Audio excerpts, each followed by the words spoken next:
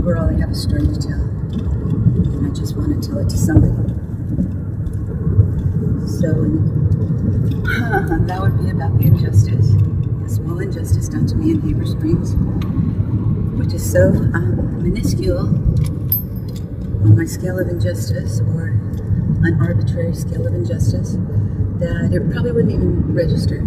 It was just a little something, but a story that needed to be told nonetheless. And the main group of people that wanted to tell about it is law enforcement, and have law enforcement listen to it and care about it. All right, so there's that. So I'm writing a book and I'm making 2 movies, right? Let's see. All right. So the main themes of my book will be that a person cannot really survive very well a DWI unless they have people who love and care about them. It's just really like, if you don't have that, it's just a downward spiral, and it's exercise in survival. Like if I would have had a DWI in Florida, it would have been over my head, and yeah, the fines would have been astronomical, and they still are. But I have people that love me, and that is the only thing that could keep me afloat, right? For many reasons, but I'm not going to delve into that. Okay. Let's see what else. Oh yeah, it's just that I am the unheard girl. Even before my arrest, as I started making a video vlog, I said that nobody hears me in life, which is true. I sometimes make people hear me if I feel like I really have to say something, but whatever it is, and there's a lot of reasons, because I have examined them all. Nobody hears me, and as a general rule, I have come to accept that. I've also come to love myself and not, really feeling dependent on other people hearing me all the time, whatever. So, except that law enforcement, they did not hear me at all. They didn't. The initial officer would not listen to, my very logical reasoning for staying in Heber Springs. Then you carry on with the gauntlet. My hearing officer would not listen to my defense. It's just your procedure now. You don't have a voice. But he did spend a lot of time bragging about himself. But he didn't have time to hear about my defense, and it wouldn't matter anyway, because he said he would have busted me too under the circumstances. Okay. And then, my public defender, right? She would not say one word about my defense, and I wrote her a 30-page defense plus testimony presentation for her. She didn't read it. And she never mentioned my defense or anything, and she just said, take the plea, la-di-la-di-la-di. Are you still guilty? Of course, we're always still guilty. But I said, no, I do have a defense. And yeah, so I want to tell it. Let's see, and then the prosecutor did have access to my entire defense. I sent it to him as my discovery. I had a lot to say, and I sent it all to him, because that's what I thought you're supposed to do. Although I didn't see their video called cam until the day of my trial. Right? That's bad. That's bad on the, what's it called? District attorney's part. I believe he committed Brady violations. And there you go. I'll skip that part for now. He didn't hear me, and neither did my judge. My judge, who I call Judge Ray of Light in my book, would not hear my testimony. Cut it short by like 4/5. I mean, 1/5 of my testimony was heard. And the rest, we don't have time for that. Got all these other cases. But the things I was saying was making him uncomfortable. I was confronting Officer Moore, who is his local hero, on his lies. And the judge was okay with his lies, because his police document which contained 48 lies, was not sworn in, right? And since his police document was sworn in, and neither was the officer, by the way, but I was sworn in, it was okay if he told all those lies, and I'm guilty anyway, right? And so I was sentenced to the same exact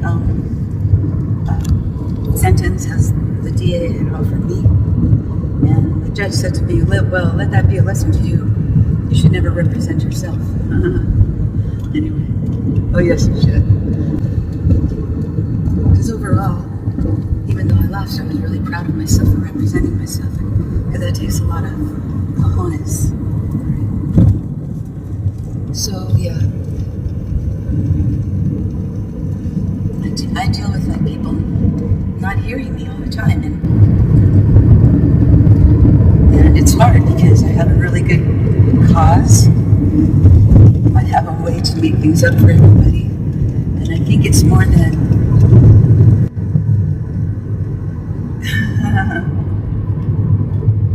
I think that it's more than hearing. I think that people really need to jump onto my cause and say, hey, that's a pretty good cause you got there. Let me help you be your sponsor, and everything's okay with me because I can see the light at the end of the tunnel, which would be potentially everything. It would be potentially that I could start suing people that I really need to, that deserve it. And I don't say that lightheartedly. I've come to that conclusion that I definitely have a case after I saw the falsified body cam evidence. It's not a little bit falsified, it's falsified upon layers upon layers. And I can't afford a forensics expert, I can't. But being an editor, I can definitely prove many of the falsifications myself. So, if I'm fortunate to get a fair trial, and if I'm fortunate to be heard somehow, then I got this. Those two things are all that would be for me to those two things are all that would be required for me to win this lawsuit and the other ones, which would be towards the DA and his Brady laws, and which would be towards the Heber Springs Police Department as an entity for mishandling of evidence, gross mishandling of evidence. There's always been so much to say that it's impossible to say it all. Just in the mishandling of evidence, it's astounding. It's astounding. The whole department mishandles their body cam evidence vastly wrong. It's all in charge of them. So what could happen, right? I received 2 DVDs and they were highly scratched. Yes, they were highly scratched up. I put them on little video. But then after I saw my body cam video for the first time after the fact, after my trial, if I didn't know any better, I would have thought I was crazy. But it didn't take long to watch that thing to say, wow, these guys really falsified evidence, and not just Officer Moore, but many officers, and in so many ways. But of course, it's too much to explain because it's a lot. It's exactly the same experience as the police report. So one last thing. The heroes in my book are well deserved, because even though they get mad at me sometimes and that I have to ask a lot for them. I have to. I kind of want them to know certain things. Being their mom, I have every intention of the world of making it up to these most important people in my life. And I have the means to, the future means, in many ways. But right now, things are a little bit overwhelming for me with all the above. I'm making a movie, writing a book, and it's all related. And it's all, right now, it's all mostly undoing of so many lies by law enforcement. It's a good cause. And back to my story, whether I win or lose, it's a story that needs to be told. Yeah, and I'm just the girl who just could tell it.